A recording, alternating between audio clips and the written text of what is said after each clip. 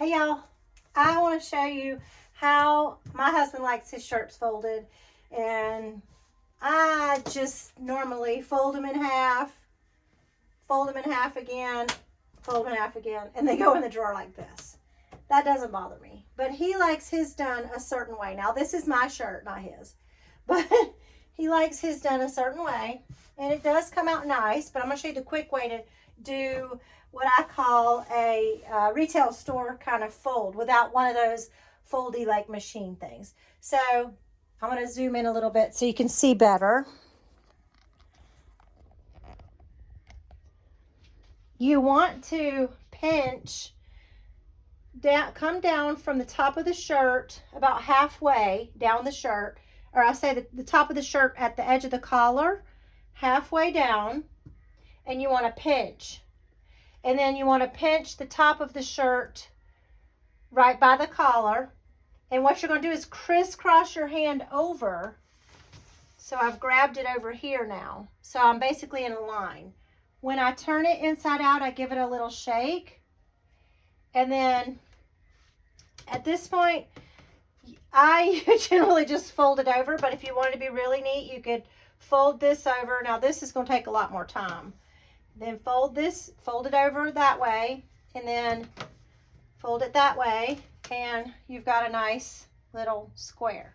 So if you'll see, this is one shirt of his that I did. So he's got the picture on the front so he knows what the shirt is.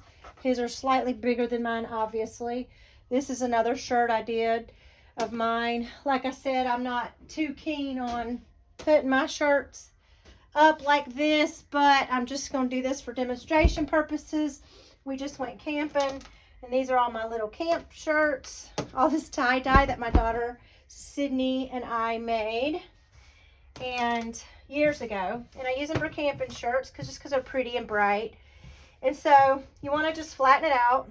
Now I can do this really quickly, but I'm going to show you again. So you come halfway down, pinch, pinch, and then crisscross.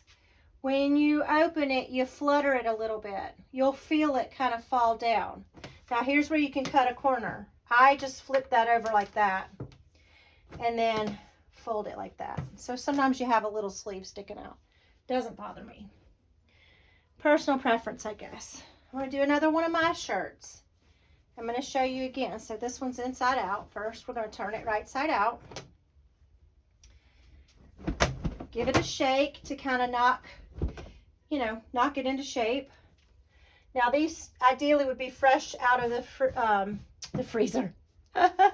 These ideally would be fresh out of the dryer, so there's no wrinkles. But since they're my camp shirts, I don't really care. But so you pinch in the middle, halfway down, pinch, pinch. So this hand has 2 pinches in it. Flutter, and then if you want to, if you're particularly worried about wrinkles, you can fold that over to make it neat, especially if it's a long sleeve shirt. Fold it again. This is when you want to take the time to get your wrinkles out. Some people like doing laundry, so they would not have a problem just making sure all the wrinkles are out. I realized while I was filming that y'all couldn't see up here, so I'm going to try this again. I'm going to do a couple more shots with it like this so you can see. So you pinch the middle, pinch, crisscross. You're still holding this side. You've got 2 pieces in this side of the shirt. You're still holding this side. You kind of flutter it like that, and that sort of pulls most of the wrinkles out, as you can see here. You can take the extra step if you like doing laundry and it's not taking you a long time, and pull the sleeve in like that. And then you fold it again in another third, and then you fold it again. And so now you've got the shirt like this. So the benefit of this is that you're still going to have creases in your shirt, but the creases are going to be here, here, and here instead of right down the middle. Personal preference again. I don't know that it matters. Another thing that I like to do with my camping shirts is I generally roll them, because in my camper I have a shoe holder or like a sweater holder that you buy, you know, the cloth squares that you buy, because in my camper there's just a one of these pole racks. I don't know if you can see that, but anyway, there's a pole rack. So I hung that from it, and I stick, you know, my unders and underclothes and shorts and stuff like that in there. But for the shirts, I roll them like this. And the cool thing about doing that is I can stick a bunch of these in there, and they're just rolled up nice and neat. They don't go anywhere. They won't slide off the little shelf when we're bumping around. And I can tell what it is. So I just roll them because it just seems to condense space, and it's just nicer that way. So, but for the sake of what we're doing now, I'm folding them because I'm not in the camper, and I'm not about to put those up in there. So I'm going to redo a couple of shirts here. So again, I can do this faster, but I'm just for demonstration purposes showing you slowly. Halfway down, pinch in the middle, pinch the top, and then still holding on here, you pinch over here. Now this looks like a hot mess, right? But once you get used to it, it's okay. So you flutter a little bit, and then when you lay it back down, you can straighten up, you know, anything you see there. These are camp shirts. Again, not worried about it as much. Just for demonstration purposes, but, and then you can fold it this way. Now, one thing about this shirt, because it has the emblem right here, or the logo right here, you can't tell what that is. It's just a yellow shirt. So sometimes I will fold it backwards if that's the only way I have, so that when it's in the drawer, he can tell what he's looking at there, what's on his shirt. Now, in this case, in the case of this shirt, again, I'm having to refilm.